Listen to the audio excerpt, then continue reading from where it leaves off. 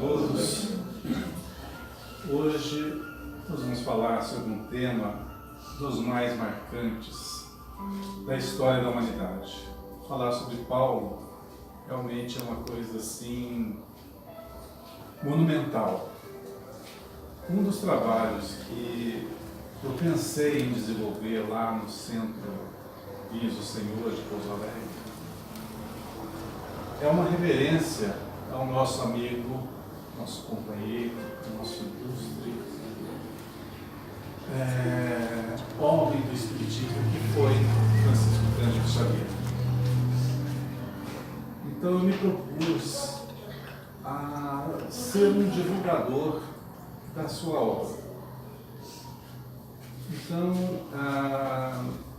algumas semanas atrás, alguns meses atrás, nós começamos a trazer à tona todos os livros do Chico Xavier. Então comecei pelo Parnaso de Além Túmulo, Cartas de uma Morta, depois veio alguns livros do Humberto de Campos. E um dos que agora nós estamos divulgando, levando o ensinamento deles, é o Paulo Estevam. O último que eu falei na casa foi há 2000 anos. E na semana passada, sobre Paulo Estevam. Para mim, particularmente, é o best-seller do Chico Xavier. É um livro que vai demorar mais ou menos mais uns 1000 anos para surgir novamente uma obra literária tão vasta, tão grande, tão inspiradora. Eu não sei se eu tenho propriedades para falar sobre Paulo Estevam. Eu li só 4 vezes esse livro. É muito pouco mesmo. Assisti algumas palestras sobre esse tema, mas é um livro que demoramos aí umas 2 semanas para ler. Então expor tudo num curto espaço de tempo é impossível. Isso não tem como. Fazer um resumo da obra literária também não tem o aprofundamento que seria necessário para a gente trazer à tona todo o seu conteúdo. Então o que eu vou falar? Um pouco sobre como se encaixa tudo aquilo que está no livro na nossa vivência espírita.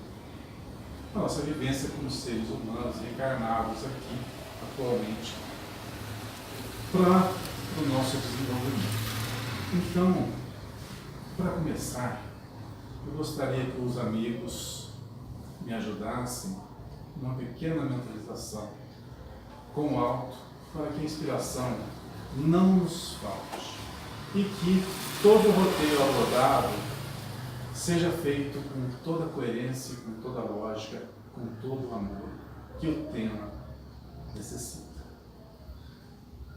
Senhor Jesus, inspiração nossa, fazei sempre de cada um de nós instrumentos da sua paz. Que onde estejamos, possamos levar a semente do cristianismo a todos os cantos. E sabemos que muitas flores irão surgir para perfumar e para embelezar a nossa existência a partir dessas ações. Inspirai a cada um de nós, Senhor, e fazei sempre que a sua luz caminhe conosco e que nós, por nossa vez, nos esforcemos para ser dignos de estar em contato com o alto. Muito obrigado, Senhor. Muito tempo atrás, existia um homem, assim como nós, que tinha planos, objetivos, que se esforçava por aquilo que ele conhecia, que tinha uma formação e achava que, seguindo aquela lógica, estaria fazendo o correto. Disciplinado, trabalhador, estudioso, tinha todas as propriedades de um homem culto da terra. Extremamente disciplinado e mantenedor da lei e da ordem. Ele cometeu um dos seus maiores equívocos. Muitas vezes nós também, na nossa existência, cometemos equívocos, não por maldade, mas por ignorar. Por isso, nosso papel como seres humanos é de nos instruir. Nos instruir para quê? Para que nós não venhamos a cometer erros que podem influenciar demais na nossa vida e na vida de outros. O que aconteceu com Saulo? Na sua visão, na sua educação e no seu jeito de ser impetuoso, cometeu uma barbaridade, tentando defender a lei judaica, levando ao martírio Estevão, um dos mais proeminentes cristãos daquela época, que trabalhava diretamente com Pedro, com Tiago, com os apóstolos. A história desses encontros é fantástica no livro. É uma história de almas que se reencontram, almas afins, que trabalham por um objetivo. No cenário da vida, nós temos o nosso livre-arbítrio, nossa livre ação. E muitas vezes equivocados, nós cometemos gafes que comprometem toda a nossa existência. Saber pensar, refletir e trazer para dentro de nós o melhor é um dever de cada cristão. E saber parar também quando os nossos limites invadem os limites alheios. Foi o que ele fez. Tentar sufocar o movimento cristão que estava em pleno desenvolvimento, indo diretamente contra o planejamento do Cristo. Mas não nos esqueçamos que Jesus é amor. E Jesus jamais, como ser da sua envergadura, de seu extremo desenvolvimento, é um ser que jamais se zangaria com qualquer um. Tanto é que na cruz, o que ele falou, Pai, perdoai-os, porque eles não sabem o que fazem. Por que não perdoaria Paulo ou Saulo, até então, pelo que ele estava fazendo? Pois no seu íntimo ele estava defendendo a lei. Para ele estava certo. Mas olha só, Paulo, Saulo, na realidade era um missionário. Alguém que o Cristo confiara para a divulgação do cristianismo, da boa nova. Numa certa feita, às portas de Damasco, quando o movimento de repressão aos cristãos estava em pleno andamento e Saulo tinha carta branca para agir, eis que à entrada de Damasco lhe aparece o próprio Cristo, fulgurante. E simplesmente esse impacto visual foi suficiente para que ele despertasse. Quando ouvir a voz, Saulo, Saulo, por que me persegues?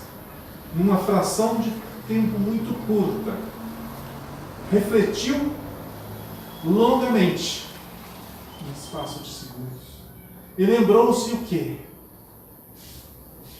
Talvez de toda a preparação que tivesse feito anteriormente. Notou o seu equívoco e imediatamente disse ao mestre: Senhor, o que queres que eu faça? Na realidade, é uma das conversões mais rápidas que se pode ocorrer, que se tem notícia. No mesmo instante em que ele se depara com Cristo, ele nota todos os seus erros. Imagine o impacto ocorrido nesse homem, que estava promovendo uma perseguição aos cristãos, que lapidara Estevão, apedrejado. Olha que morte! E isso estava já em seu currículo. Então, aceitar que errou e prontamente se fazer voluntário da causa do Mestre, isso mostra a dignidade, a superioridade de Saulo. Mas narrar a história dele não é o objetivo desta noite. Apenas uma pequena introdução sobre o homem Saulo. Pois todos nós nos equivocamos. E quando que nós nos equivocamos? Quando a gente acha que sabe tudo. Quando a gente acha que já estudou tudo. Quando a gente acha que todo amor que angariamos é o suficiente para a nossa vida. Quando achamos que as pessoas que nos circundam são suficientes para que nós vivamos em sociedade. Então, quando pensamos de uma forma limitada, estamos estacionando o nosso desenvolvimento. Estamos pensando pequeno ou pensando exclusivamente em nós. Criamos aquele mundo para nós, aquela zona de conforto nossa, que nos traz segurança, que nos traz paz, que nos traz conforto, que nos traz comodidade. Mas não fomos criados para isso. Não há sombra de dúvida de que Saulo foi um grande enviado do Senhor. Pois ele foi um divisor de águas no próprio cristianismo. Se não fora ele, com suas disciplinas fortíssimas, seu ponto de vista inabalável, sua determinação, muito do cristianismo teria naufragado naquela mesma época. Ele ficaria circunscrito apenas aos judeus. E aí, todo o demais mundo seria privado da obra de Cristo. Mas, como eu disse, a obra é do Cristo, não é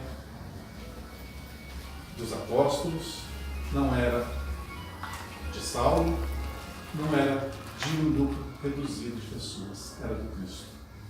E existia ali por trás um planejamento que nós, à medida que vamos estudando, a gente vai compreender. Porque, uma vez convertido, sabedor que estava enganado, o que Paulo fez? Então já Paulo. Ele se preparou. Ele precisava entender essa nova doutrina. E se refugiou no deserto junto de Prisca e de Áquila, um casal muito amado, que o abraçou e passou a ser a sua família. Ficou 3 anos meditando, estudando e trabalhando no deserto. Trabalhando. Uma das lições mais importantes que eu acho, particularmente de Paulo, que muitos cristãos ignoram, mas que eu acho que foi um ensinamento assim grandioso para cada um de nós, é que aonde Paulo ia, levava consigo o seu tear. E ele dizia, não posso ser pesado a ninguém. Então, quando ele ia para outros povoados, para se estabelecer, para sobreviver, para ganhar o seu sustento, levava o seu tear, tecia e vendia os seus tapetes, e era forma de subsistência, não necessitava de ninguém. Hoje, infelizmente, muitos se tornaram funcionários do cristianismo, remunerados,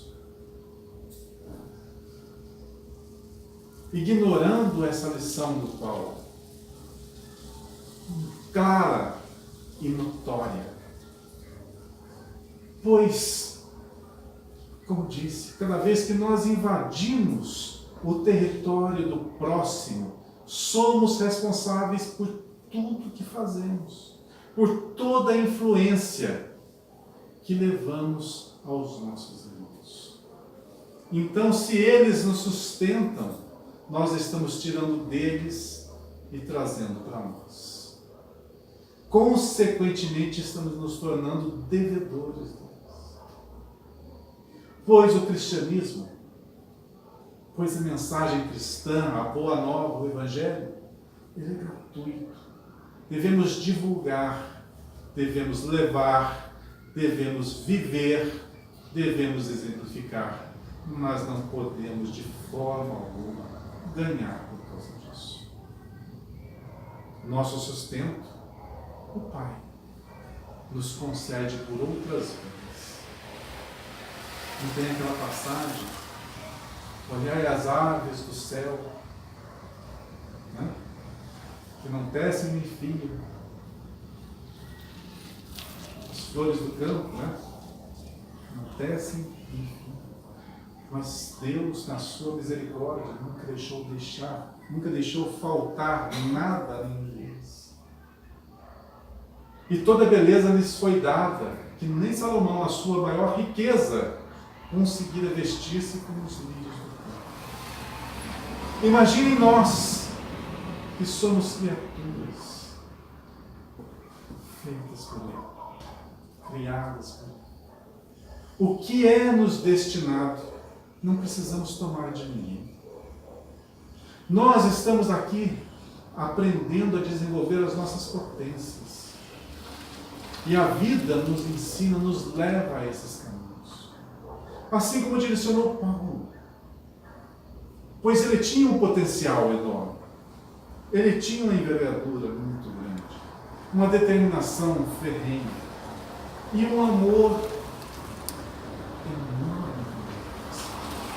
Tinha todos os elementos para a missão. Nada o impedia. E para ele foi destinado amigos, pois perder a família, perder a todo o seu suporte, a sua irmã, seu pai, seu pai,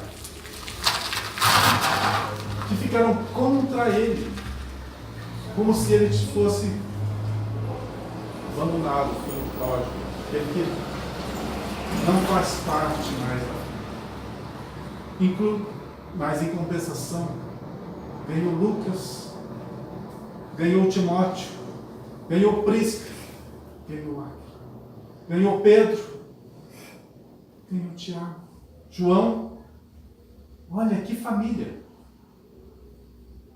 E de sobra, o Cristo ainda lhe deu Estevão como anjo da guarda, mostrando que a mensagem cristã é de amor e de perdão. Aquele que ele lapidara seria aquele que o acompanharia nos momentos em que a história do cristianismo estava sendo escrita. Quando as igrejas estavam sendo formadas e deixadas ao seu desenvolvimento, chegara um tempo em que Paulo não podia estar presente nelas. E a dificuldade era extrema. A distância era grande, não existia meio de comunicação. Então, como fazer desse problema enorme surgir uma solução, não para o período que ele estava vivendo, mas para toda a posteridade? Foi quando Cristo apareceu a Paulo e disse a ele: não temas, você não pode cuidar de tudo. Você não pode cuidar de todos. Faça o seu trabalho. E deu a ele um companheiro, Estevão. Estevão vai ficar contigo, vai estreitar os laços, vai ser o meu pensamento, a minha voz. Estevão transmitirá a você, e você transmitirá às igrejas. Foi aí que surgiu, então, as epístolas, tão famosas, tão ricas, tão disciplinadoras. E como que elas funcionaram? Era o pensamento do Cristo, que era passado a Estevão e que inspirava Paulo a escrever. E essas cartas eram levadas a todas as igrejas, Barcelona, Corinto, Filipenses, etc.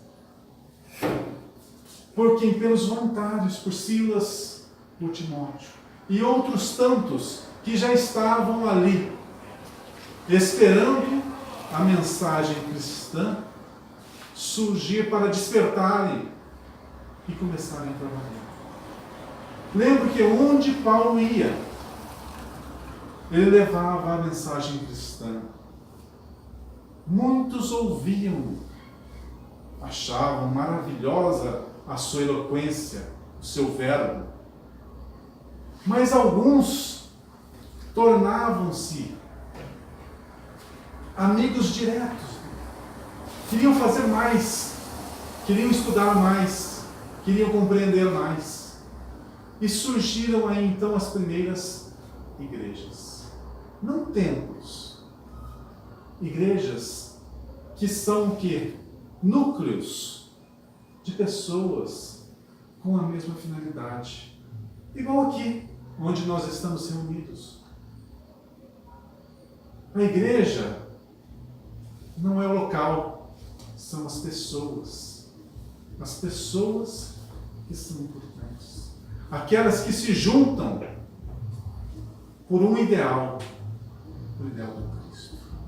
O ideal da iluminação, de levar a mensagem de amor a todos, indistintamente. Vejam bem, a mensagem boa nova é a mensagem de amor.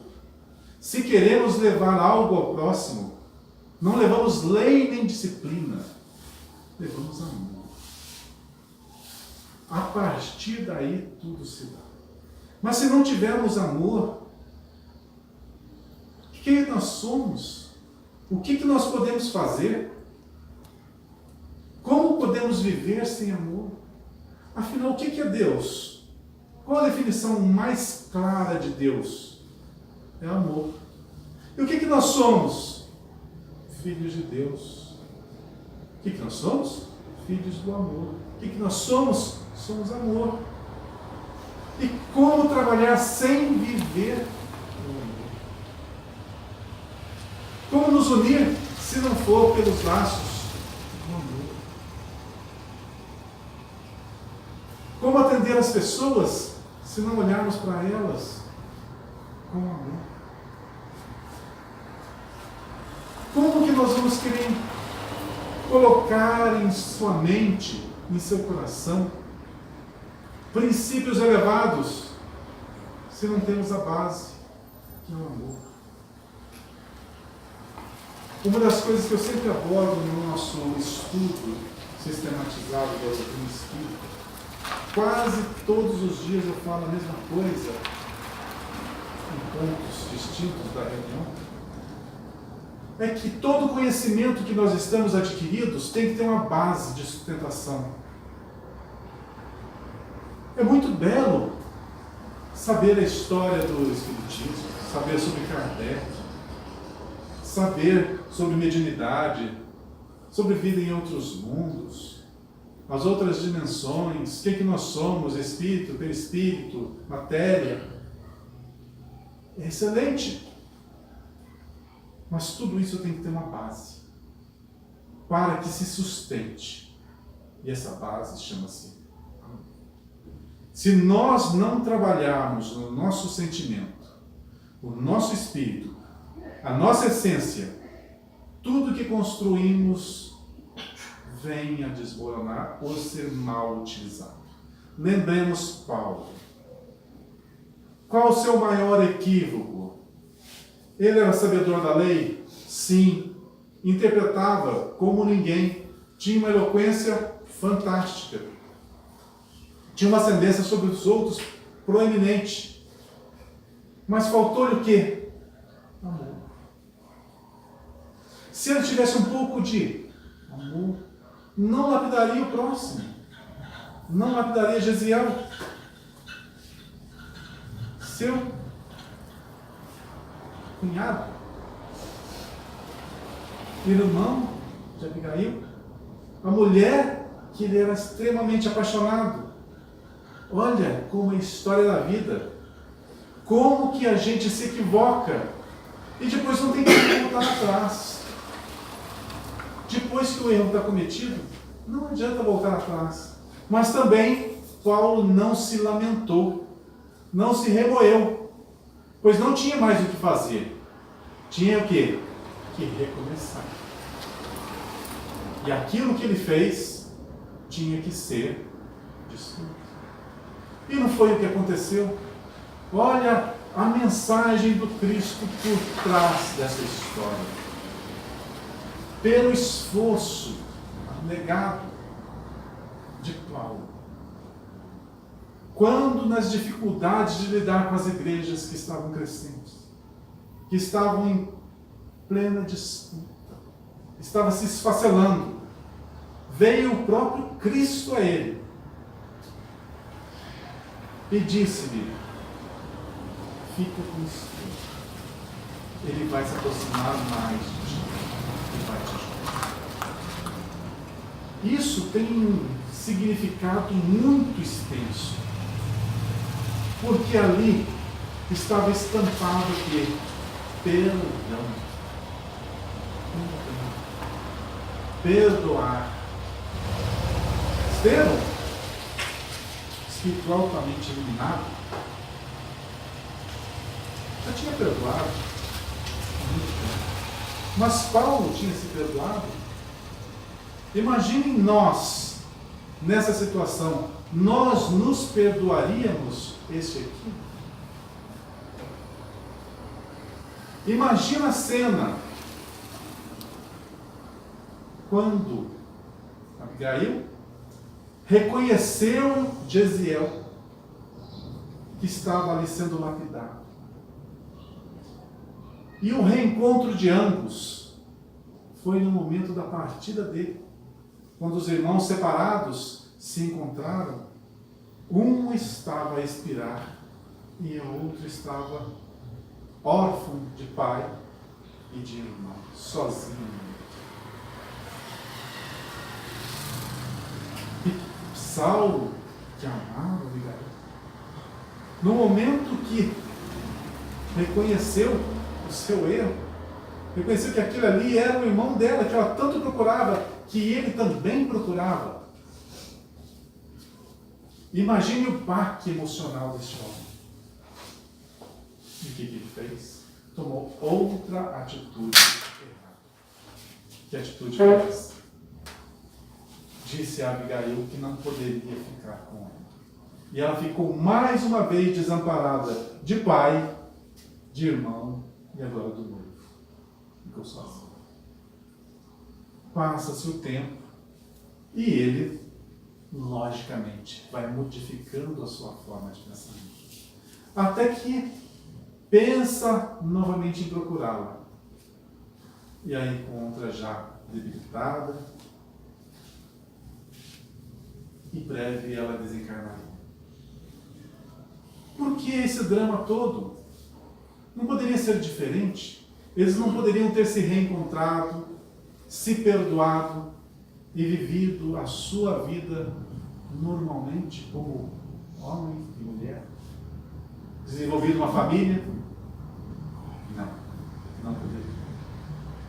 Porque Paulo tinha uma missão. E a missão dele era muito maior do que viver unido a um grupo pequeno de pessoas. Ele tinha que abraçar a humanidade toda. Ele tinha que levar amor a todos os lugares. Teria que vivenciar esse amor.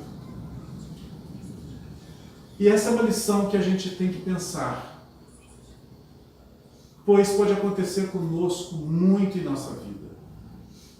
Às vezes nós temos também as nossas missões, os nossos roteiros a serem seguidos. Às vezes queremos estar na presença de pessoas, determinadas pessoas, mas por motivos alheios à nossa vontade, elas se separam de nós, ou pela distância, ou pela perda, ou por qualquer motivo. E nós nos sentimos destruídos. Muitas vezes é necessário um curso de muitos anos para entendermos que aquilo que aconteceu foi para nos levar para o caminho que era o certo para nós.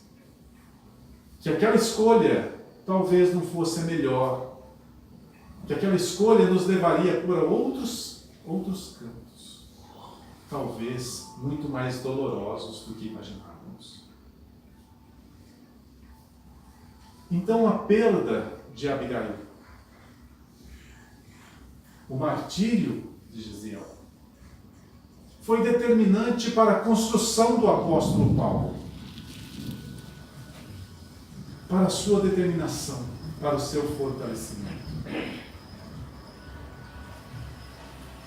Ele encontrou o amor não mais na figura da sua noiva, mas ele encontrou um amor verdadeiro em todas as pessoas com que ele se relacionava. Em todos os vilarejos, em todas as cidades, havia ali um núcleo que se estabelecia. Pois na realidade, já eram espíritos que estavam ali, esperando a chegada desse iluminado para que os iluminassem. Da boa nova para que estes se revestissem da luz do Cristo. A humanidade estava esperando o Cristo. Nas Escrituras havia a promessa da vinda do Cristo. Todos esperavam. E quando ele chegou, quando a notícia de que Cristo chegou, uma nova esperança brotou em cada um. Uma esperança de igualdade, de fraternidade, de um mundo melhor do reino de Deus. Um reino de Deus que ia ser estabelecido não na terra. Aqui é Paulo.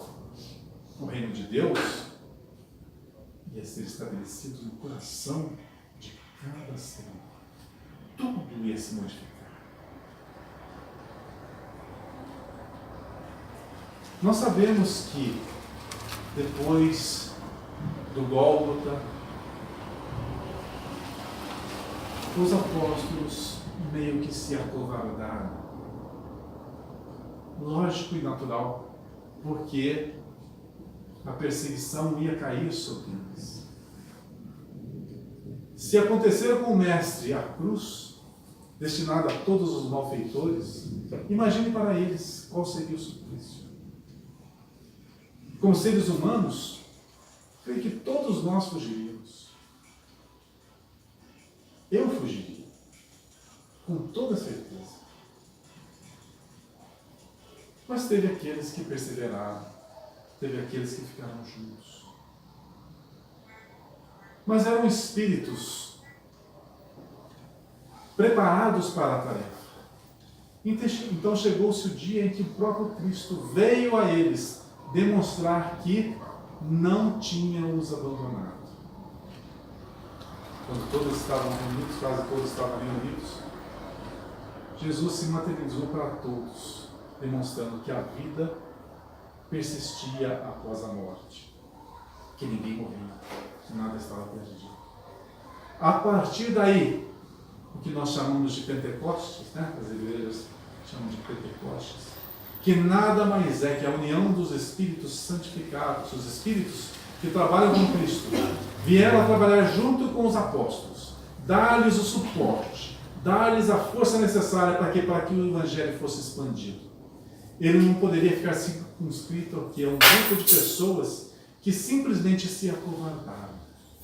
E a partir daí, se revestiram de quê? De uma determinação, de uma força que viera da onde? De toda uma comunidade evangélica. Que vieram lhes dar o suporte para a boa nova. A partir daí, saíram e começaram a pregar por todos os lugares. Nós, no ano passado, repetimos um estudo falando sobre os apóstolos. Depois que terminou o estudo anual do sistematizado, que nós estamos já no avançado, a gente tinha 2 meses ainda para terminar o ano, aí foi sugerido falar novamente sobre cada um dos apóstolos. Então a gente reservou cada aula para falar de cada um, sobre Pedro, sobre Tiago maior, sobre Tiago menor, Judas Tadeu e todos os outros. E cada dia nós falávamos sobre o quê? Sobre o que cada um fez. A missão que eles abraçaram, do começo ao fim. Como se fosse uma biografia desses mártires do cristianismo. Então a gente viu toda a extensão da obra, que saída daquele pontinho aonde ele se iniciou e se espalhou por todo o mundo até a África, onde muitos desses mártires foram assassinados, foram mortos. Mas ali as sementes foram plantadas. Todos eles partiram em missão. Eles não ficaram unidos, eles se expandiram. Olha como o planejamento divino é extenso, grandioso e belo. Jesus foi aquele que ensinou. Os apóstolos foram os diretos, aqueles que conviveram com Cristo. Junto deles tinham os discípulos, mais de 70. E uma das últimas aparições de Cristo foi para quem? Para os 500 da Galileia. Vejam quantos trabalhadores que foram levar a mensagem da Boa Nova para todo mundo. Não foi um, não foi 12, foram 12. Foram muitos os voluntários do bem. Fora aqueles que já estavam naquelas aldeias, naqueles vilarejos, naquelas cidades, preparados para receber a Boa Nova e estabelecer ali um local de estudo, um local de desenvolvimento daquelas ideias e fazer com que aquilo lá se expandisse. Foi obra do acaso, não foi planejamento. Mas por trás de tudo isso, desse planejamento, tinha que ter um homem que levasse a disciplina. Aquele que mantivesse a mensagem do Cristo perfeita. Que chegasse clara, nítida e objetiva. E não fosse mesclada com as ideias judaicas ou com os rituais pagãos. Essa foi a maior luta de Paulo, destacada de uma forma muito bela e muito rígida, através das epístolas, que foram verdadeiras atas redigidas aos cristãos, dizendo como proceder, como viver, como se portar. Se não fosse esse disciplinador, talvez a mensagem cristã, para nós hoje aqui, chegasse de uma outra forma.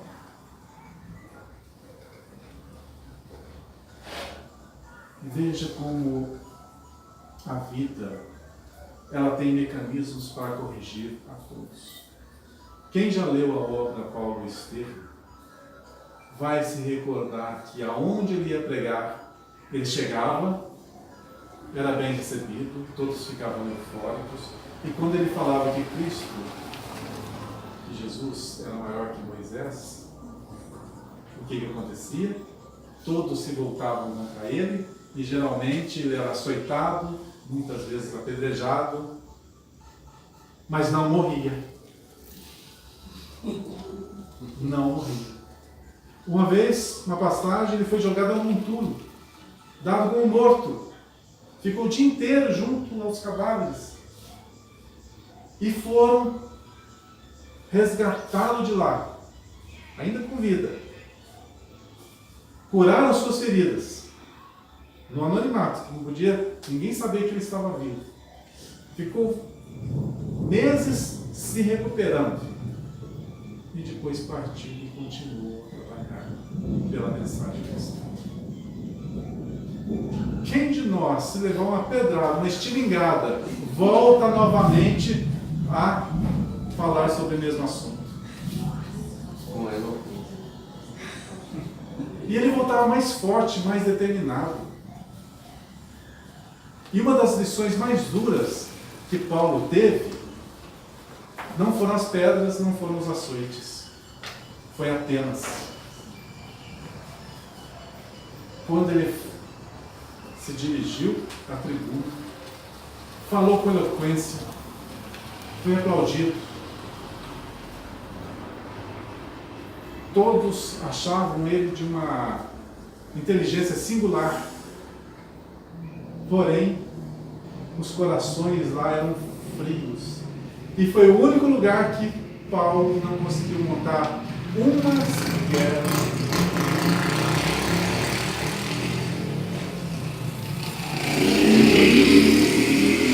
de lição. Pois ele procurara, na capital intelectual do mundo, levar a base do cristianismo. Mas o Cristo mostrou: não é ali. Eles não estão preparados. É junto aos sofredores, junto àqueles que estão necessitados de amor, de fraternidade, é onde deve se desenvolver a boa nova. Porém, ele saiu dali amparado por uma pessoa que era um romano. Um romano que ficou admirado com a figura de Paulo. Ficou admiradíssimo. E na sua última palestra, quando Paulo falou que Jesus era maior que Moisés, todos queriam deixar. E esse romano de nome Tito Justo foi aquele que o protegeu, o amparou, levou-o para casa, deu-lhe todos os recursos para que ele montasse uma nova igreja. Vejam bem que o Cristo dá a cada um a sua missão. Às vezes a gente quer ir para cá, mas a gente tem que ir para lá. Para que a gente mude a direção, é necessário um embarque. Paulo ficou arrasadíssimo, pois ali ele jogava todas as suas cartas. Ele achava que estava correto, que a mensagem do Cristo desenvolveria ali de uma forma muito mais intensa. Ele estava equivocado. Mas mesmo quando ele percebeu o seu equívoco, logo ele se levantou e continuou a sua missão. Não ficou remoendo os erros. Errar faz parte do ser humano. E um dos maiores erros nossos é que quando erramos, não abandonamos o erro. mantemos ele vivo dentro de nós como culpa. Errar faz parte da nossa vida. Somos ignorantes. Ignorantes quer dizer o quê? Que ignora, que desconhece. E passamos a conhecer, na maioria das vezes, pelo nosso erro. Então o erro é nosso material de ensino, não de tortura. Então, uma vez que compreendemos, mudamos a postura. Seguimos em frente. Quantos abandonam a vida porque não têm forças para encarar seus erros? Não se perdoam e perdem oportunidade grandiosa. Paulo não perdera. Nos momentos de dificuldades, nos momentos dos equívocos, parava, refletia, pensava e mudava a sua postura. Recomeçava sempre. Assim nós devemos agir também. A gente não está aqui na vida para os louros do mundo. Estamos por uma missão. E se abraçamos essa missão, estamos aqui pela Boa Nova. Estamos aqui pelo Evangelho. Abraçando para que esse mundo se torne melhor. Esse é o nosso trabalho. Muitos ainda não despertaram para isso. Vai chegar o tempo. Mas estamos aqui para esse trabalho. Não para os louros do mundo.